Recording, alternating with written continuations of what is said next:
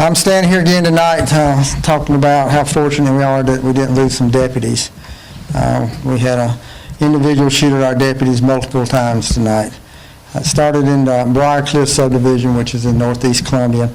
Got a call from a neighbor at 6:34, said that his neighbor was up on the roof and had a gun and was screaming and thought something was wrong with him. So our deputies responded, and we did find an individual up on the roof. It was armed with a gun. Negotiators got there and started talking to him. After a period of time, he stopped negotiating with us, stopped talking to us, and started shooting at us. He actually shot multiple times at our deputies. We had two deputies return fire. They did not hit him, but he stopped shooting at that point, and we continued then to bring the SRT, our special response team, in and surround the area. He continued to shoot, shot at our drone a couple times. We believe he was still shooting at our deputies. We put tear gas on him to try to get him off the roof, at which time he did come off the roof. He ran, jumped over a fence, tried to escape. We were able to chase him down and tase him a few times and get him apprehended. He's not injured beyond being tased. EMS came, they treated him on the scene. He is at the hospital at this point for further treatment. It's just, again, a very fortunate incident that didn't result in one of our deputies getting shot or getting hurt. And the bad guy was arrested without us having to take his life. And I'll just have to, credit our deputies for showing a lot of restraint.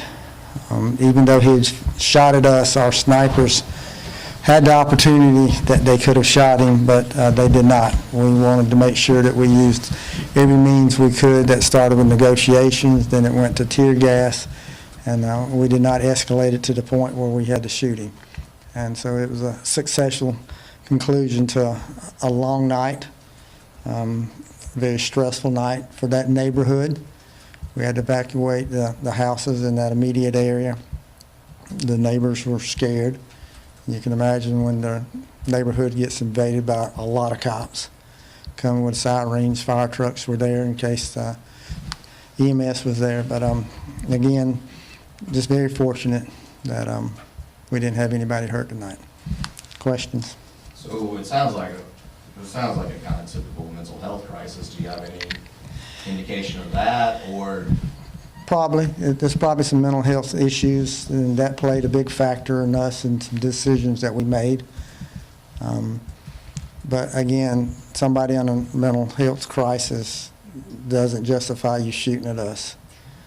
Particularly when we're trying to talk with him and trying to get him help.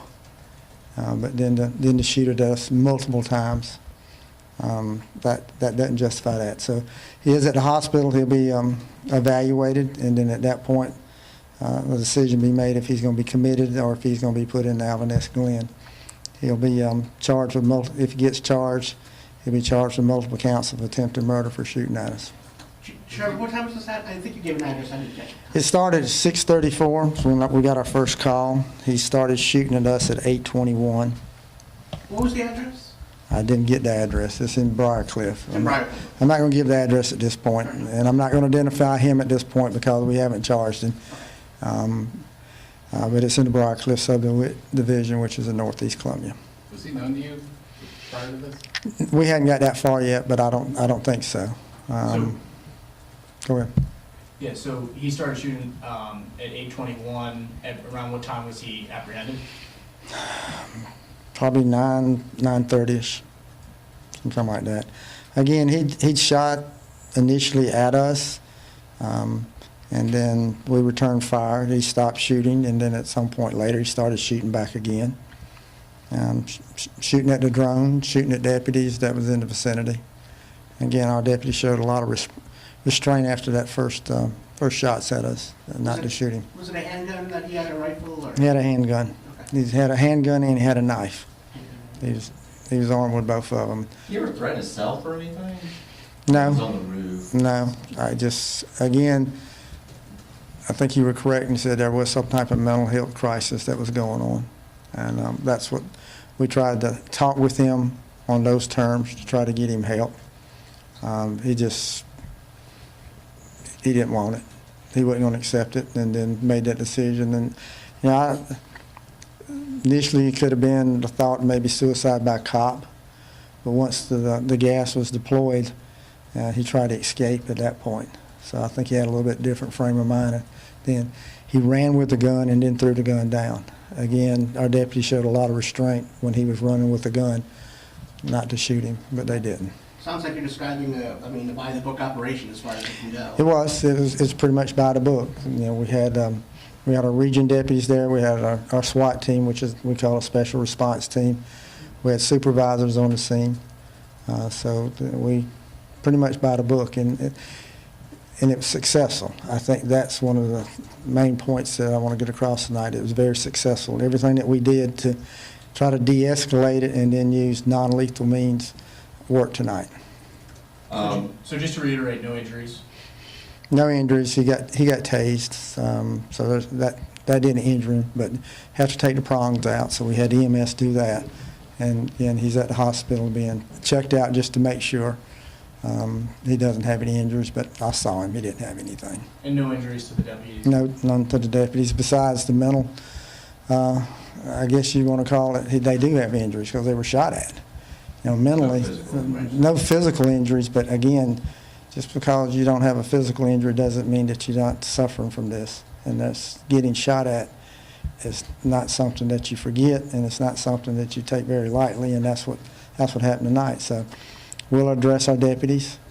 Our shooting team is on the scene now, conducting their investigation. Again, but no one was hit.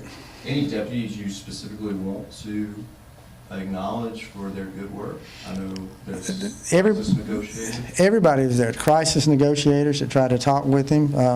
Our initial deputies, the region deputies that responded. I think everybody did a great job. I mean, it was a team effort. Everybody did what they were supposed to do. Evacuated the residents around there to make sure that they wasn't in danger. I mean, just think of the fear that they had, that you're hearing shots. You know we're out there, and you know a guy's on the roof with a gun. You don't know where a bullet's going to go. So, again, no physical injuries tonight, but just a lot of psychological, I think, damage was done to citizens tonight who lived there, and then also to our deputies that were involved in this. How many shots were fired at him? We hadn't got that far yet. He shot enough where he had to reload and had another magazine. So I can't give you that. That's the shooting team is getting all that. They're on the scene now, crime scene there, photographing everything and getting evidence. And how many homes were evacuated? Probably 10 to 12 homes, all in that immediate area. So it was essentially just to set up a perimeter. So you Set up a perimeter, get the people out, protect them, make sure that they're not victimized, and then set up a perimeter and lock it down. Mm-hmm. And again, it worked because he didn't escape. He tried to escape. He didn't make it. One of the strange things about these shootings recently to me is, like, I grew up in Northeast Columbia. I had a friend who lived in Blythewood. Briarcliff there. I lived in Blythewood. But like a lot of shootings seem to be happening in neighborhoods in the suburbs now. And I don't know, maybe I just didn't know about that when I was younger, but it just seems like that's a trend now. Things a lot different than when you were growing up. Yeah. The number of guns on the street wasn't there. The lack of respect for human life wasn't there. I think that's what we've seen, a big difference between when you were a kid growing up and going through the DARE program in the 5th grade to where we're at now.